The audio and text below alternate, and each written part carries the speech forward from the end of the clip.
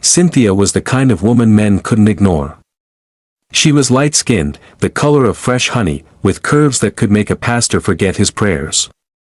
Her beauty was her greatest weapon, and she knew how to use it. When she walked, heads turned.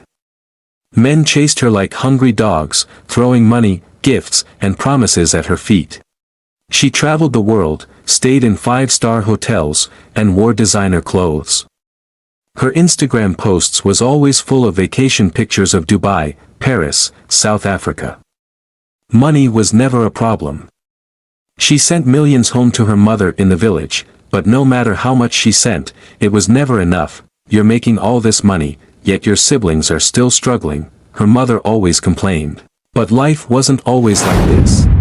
Cynthia was born into a poor family of 4 in a small Nigerian village.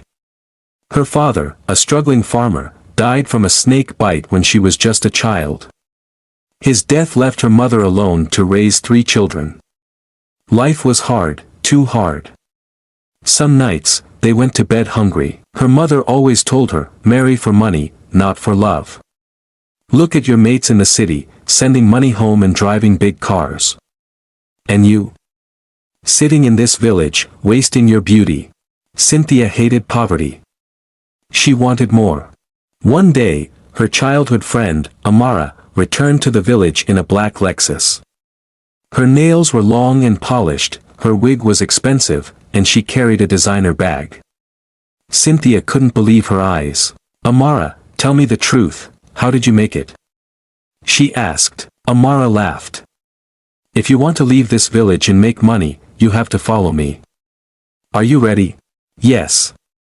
Take me with you. The next day, Cynthia packed her bags and followed Amara to the city. Lagos, the city of money.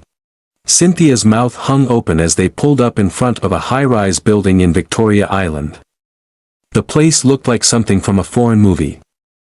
Expensive cars lined the driveway, and uniformed security guards stood at the entrance. This is where you live? Cynthia asked in shock. Of course, Amara smiled. They took the elevator to the top floor, and when Amara opened the door to her apartment, Cynthia gasped. The living room was massive, with white leather couches, a chandelier hanging from the ceiling, and floor-to-ceiling windows overlooking the city. A giant flat-screen TV sat on the wall, and everything smelled expensive. Amara, money is good, Cynthia whispered, touching the smooth marble table. I told you, Cynthia. This is the life.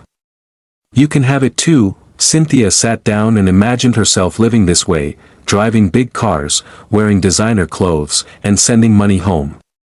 She had suffered enough. She was ready. What do I need to do? Amara smiled. I'll take you to meet Madam B tomorrow.